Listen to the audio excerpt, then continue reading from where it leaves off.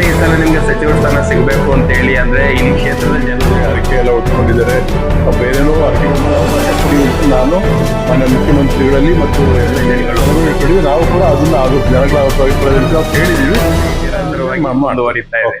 Okay sir. ಅಂದ್ರೆ ಈ ಸಲ ನಿಮ್ಗೆ ಸಚಿವ ಸ್ಥಾನ ಸಿಗಬೇಕು ಅಂತ ಹೇಳಿ ಅಂದ್ರೆ ಇಲ್ಲಿ ಕ್ಷೇತ್ರದ ಜನರು ಕೂಡ ದೇವಸ್ಥಾನಗಳಲ್ಲಿ ಹೋಗಿ ಪೂಜೆಯನ್ನ ಮಾಡಿಸ್ತಾ ಇದ್ದಾರೆ, ಅರ್ಕೆಗಳನ್ನ ಓದ್ತಿದ್ದಾರೆ.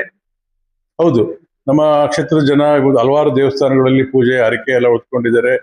ಬೇರೆನೋ ಹರಕೆಗಳು ಮಾಡ್ಕೊಂಡು ಬಂದಿದ್ದಾರೆ. ಮತ್ತು ಪೂಜೆನೂ ಕೂಡ ಶಾಸಕ ಸ್ಥಾನ ಸಿಗ್ಲಿ ನಮ್ಮ ಶಾಸಕರಿಗೆ ಅನ್ನತಕ್ಕಂಥದ್ದು ಮಾಡಿದ್ದಾರೆ, ತುಂಬಾ ಕಡೆ ಮಾಡಿದ್ದಾರೆ, ಈಗಲೂ ಮಾಡ್ತಾನೂ ಇದ್ದಾರೆ. ಬಟ್ ನಾವು ಒಂದು ನಮ್ಮ ಜಿಲ್ಲೆಗೆ 25 ವರ್ಷದಿಂದ ಯಾವುದೇ ಮಂತ್ರಿ ಸ್ಥಾನ ಕೊಟ್ಟಿಲ್ಲ. ಬೇರೆಯವರೇ ಇಲ್ಲಿ ಮಂತ್ರಿಗಳಾಗಿದ್ದಾರೆ. ಒಂದು ಅವಕಾಶ ಕೊಡಿ ಅಂತ ನಾನು ಮಾನ್ಯ ಮುಖ್ಯಮಂತ್ರಿಗಳಲ್ಲಿ ಮತ್ತು ಎಲ್ಲ ಹಿರಿಯ ನಾಯಕರುಗಳಲ್ಲಿ ಮತ್ತು ಕಾಂಗ್ರೆಸ್ ಅಧ್ಯಕ್ಷರಲ್ಲಿ ಮನವಿ ಮಾಡಿದ್ದೀನಿ. ಅದು ಫಲಿಸಬಹುದು ಅಂತ ನಾನು ಭಾವಿಸಿದ್ದೀನಿ. ಅಂದ್ರೆ ಈ ಒಂದು ಜಿಲ್ಲೆನಲ್ಲಿ ಪ್ರಮುಖವಾಗಿರ್ತಕ್ಕಂಥವ್ರಿಗೆ ಮೊದಲನೇದಾಗಿ ನೀವೇ ಅದನ್ನ ಆಗ್ಬೇಕು ಅಂತಕ್ಕಂಥದ್ದು ತುಂಬಾ ಅಭಿಲಾಷೆಯನ್ನು ಕೂಡ ಎತ್ಕೊಂಡಿದ್ದಾರೆ ಜನಗಳು ಇಟ್ಕೊಂಡಿದ್ದು. ನಾವು ಕೂಡ ಅದನ್ನ ಜನಗಳ ಅಭಿಪ್ರಾಯದಂತೆ ನಾವು ಕೇಳಿದೀವಿ. ಅದು ಕೊಟ್ಟು ಅವ್ರ ಅಧಿಕಾರ ಕೊಟ್ಟರೆ ನಮಗೆ ಸಂತೋಷ, ಸ್ವೀಕರಿಸಿ ಪ್ರಾಮಾಣಿಕದಿಂದ ನಿಷ್ಠೆಯಿಂದ ಕೆಲಸ ಮಾಡ್ತೀವಿ. ಇಲ್ಲದೆ ಇದ್ರೆ ನಮಗೇನು ಬೇಜಾರನ್ನು ಆಗೋದಿಲ್ಲ. ಅದೇ ಜನಸೇವೆ ನಿರಂತರವಾಗಿ ಮುಂದುವರಿತಾ ಇದೆ. Okay sir.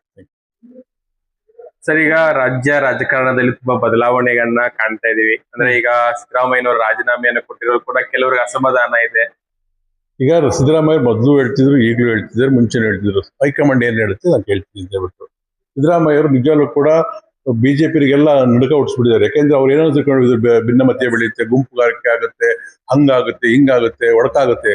ಬಟ್ ಸಿದ್ದರಾಮಯ್ಯನವರು ಇಡೀ ದೇಶಕ್ಕೆ ಮಾದರಿ ಆಗಿದ್ದಾರೆ. ಹೈಕಮಾಂಡ್ ಮಾತಿಗೆ ನಿರ್ಧಾರ ತೆಗೆದುಕೊಂಡು ಇವತ್ತು ನಮ್ಮ ಪಕ್ಷ ಇನ್ನೂ ಯುನೈಟ್ ಆಗಿದೆ, ಇನ್ನೂ ಸಂಘಟನೆ ಆಗಿದೆ.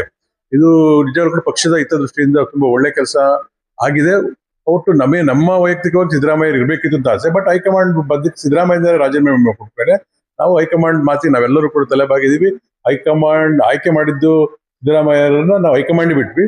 ಹೈಕಮಾಂಡ್ ಒಂದು ಸೂಚನೆ ಕೊಡ್ತು, ಸಿದ್ದರಾಮಯ್ಯನ ಆಯ್ಕೆ ಮಾಡಿದೀವಿ ಅಂತೇಳಿ. ನಾವೆಲ್ಲ ಇಡೀ ಶಾಸಕಾಂಗ ಪಕ್ಷ ಅದಕ್ಕೆ ಒಪ್ಪಿದೆ. ಇವತ್ತು ಮಾನ್ಯ ಮುಖ್ಯಮಂತ್ರಿಗಳಾಗಿ 3ನೇ ತಾರೀಕು ಸಂಜೆ ಅವರು ಪ್ರಮಾಣ ವಚನ ತಗೊಂತಿದ್ದಾರೆ. ಜೊತೆಗೆ ಯಾರು ಹೈಕಮಾಂಡ್ ಯಾರು ಹೇಳ್ತಾರೆ ಮಂತ್ರಿಗಳು ಆಗ್ತಾ ಇದ್ದಾರೆ.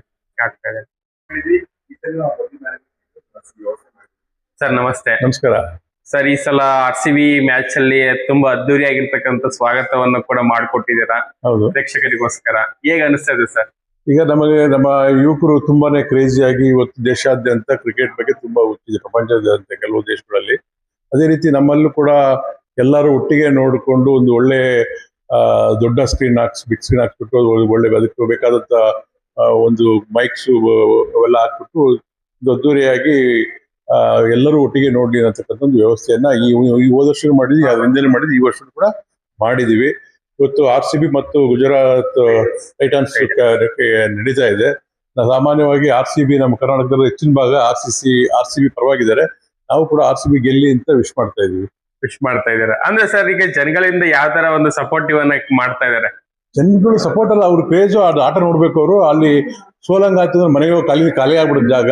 ಫೈಟ್ ಇತ್ತು ಅಂದ್ರೆ ಕೊನೆ ತನಕ ನೋಡ್ತಾರೆ, ಕೊನೆ ಬಾಲ್ ತನಕ ನೋಡ್ತಾರೆ.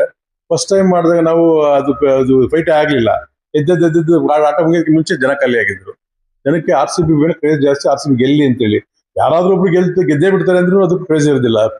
ನೆಕ್ ಫೈಟ್ ಇದ್ದಾಗ ಜನಗಳು ಕೊನೆ ಮೂಮೆಂಟ್ ಕೊನೆ ಬಾಲ್ ತನಕ ನೋಡ್ತಾರೆ. ಯಾಕಂದ್ರೆ ಈ ವರ್ಷ ನೋಡ್ದಲ್ಲ ಕೂಡ ಮ್ಯಾಚ್ ಅನ್ನ ನೋಡ್ಬೇಕು ಅನ್ನೋ ಒಂದು ಉತ್ಸಾಹದಲ್ಲಿದ್ದಾರೆ. ಯಾಕಂದ್ರೆ ಈ ವರ್ಷ ಅದೇ ತರೀಕೆರೆ ಒಂದು ಪ್ರಮುಖ ನಗರಗಳಲ್ಲಿ ಕೂಡ LED ಸ್ಕ್ರೀನ್ ಅನ್ನು ಕೂಡ ಲಾಸ್ಟ್ ಇಯರ್ ಮಾಡಿದ್ವಿ ನಾವು ಇದೇ ಮಾಡಿದ್ದೀವಿ. ಸೊ ಇವತ್ತು ಕೂಡ ಒಳ್ಳೆ ಮ್ಯಾಚ್ ಆಗ್ಲಿ, ಫೈಟ್ ಮ್ಯಾಚ್ ಆಗ್ಲಿ, RCB ಗೆಲ್ಲಿ ಅಂತ ನಾವು ಆಶಿಸ್ತೀವಿ.